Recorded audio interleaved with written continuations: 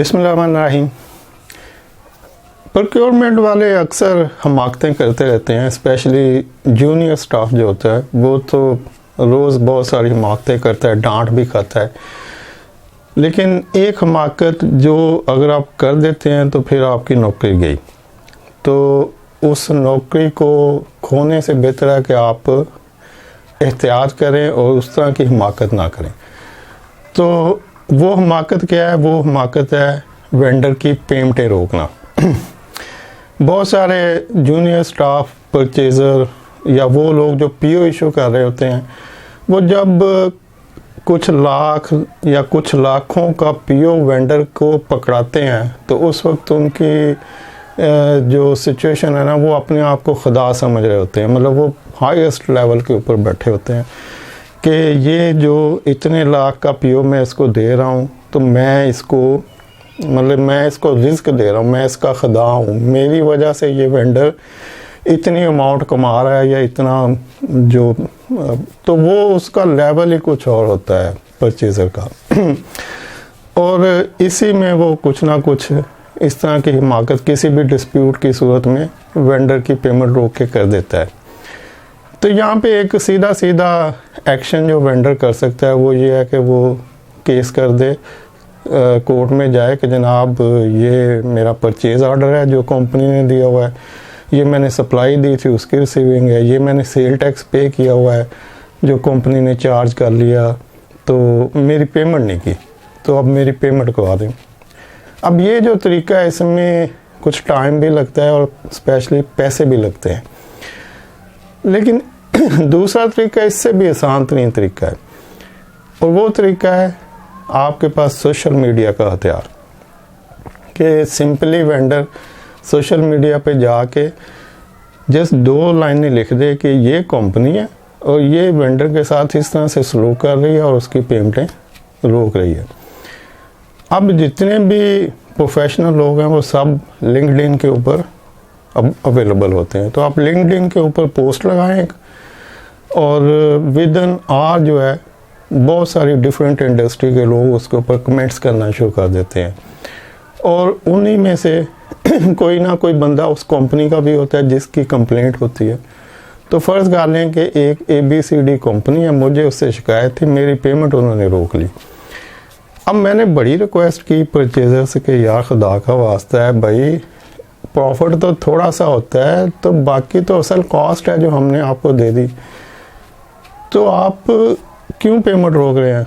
तो उसने मुझे कहा जी सलीम साहब, मैंने तो आपको कहा था कि आप आके मिल ले मुझसे, तो आप आए नहीं, तो आपकी क्वालिटी ठीक नहीं थी। अब उसमें मल्टीपल प्रोडक्ट थी, एक नंबर ये प्रोडक्ट, फिर ये प्रोडक्ट, फिर ये। तो मैंने उनसे कहा यार आप क्यों, किसी एक को रिजेक्ट कर सकते हैं, 2 को कर सकते हैं, आप सारी जो सप्लाई गई है, तो अब आप मुझे 3 माह बाद कहेंगे जी वो तो जी सप्लाई ठीक नहीं थी, रिजेक्ट हो गई, तो मैं कैसे पेमेंट करवा सकता हूँ, आप उस वक्त मिल लेते आके, तो ये तो बड़ा प्रॉब्लम है भाई। मैं क्या करूँ ना, मेरे पास 2 ही रास्ते हैं, या मैं केस कर दूँ आपके ऊपर, तो वो एक लंबा काम है, मेरे पैसे भी लगने शुरू हो जाएंगे। तो मैं सिंपली लिंक्डइन के ऊपर जाऊंगा, मैं लिखूंगा कि ये कंपनी है और इसने मेरी पेमेंट सिर्फ इसलिए रोक दी कि जी मैं मिला नहीं जाके, जी आप मुझसे मिल लेते।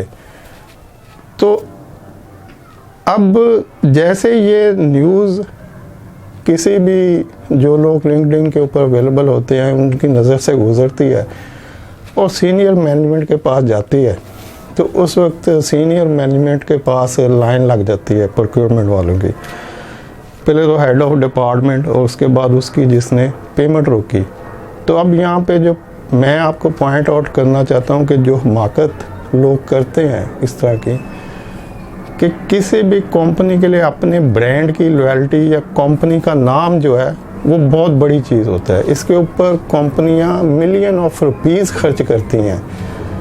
अगर आप एडवर्टाइजमेंट का बजट देखें तो हर कंपनी एडवर्टाइजमेंट के लिए अपनी प्रोडक्ट का नाम, अपनी कंपनी का नाम, उसको मशहूर करने के लिए, लोगों के लिए लॉयल्टी लेने के लिए उस नाम के लिए लाखों नहीं करोड़ों रुपया खर्च करती हैं, मिलियन ऑफ रुपीस का बजट होता है मार्केटिंग का।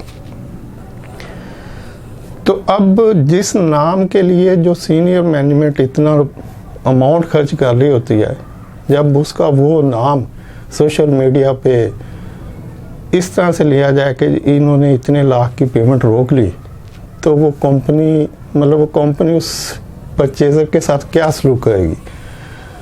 मेरा नहीं ख्याल कि वो 1 मिनट से ज़्यादा भी उस कंपनी में रुक सके कि भाई कुछ लाख की पेमेंट के लिए आपने हमारी सालों की मेहनत, इस कंपनी की रिप्यूट, करोड़ों रुपया जिसकी रिप्यूट के ऊपर खर्च किया जा रहा है, जिसकी प्रोडक्ट को सेल करने के लिए लोगों को कन्विंस किया जा रहा है, आपने उसका नाम सिर्फ चंद लाख रुपए की पेमेंट रोक के दांव पे लगा दिया।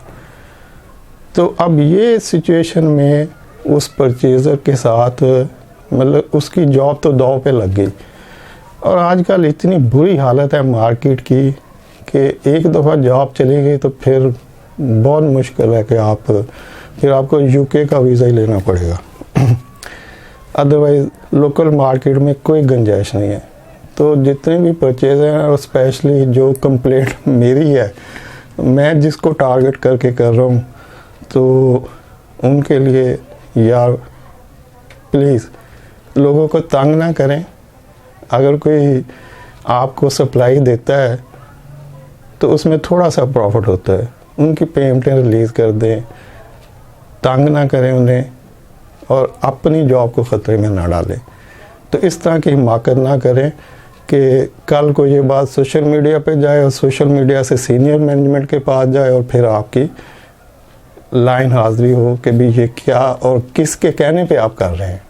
थैंक यू, अल्लाह हाफ़िज़।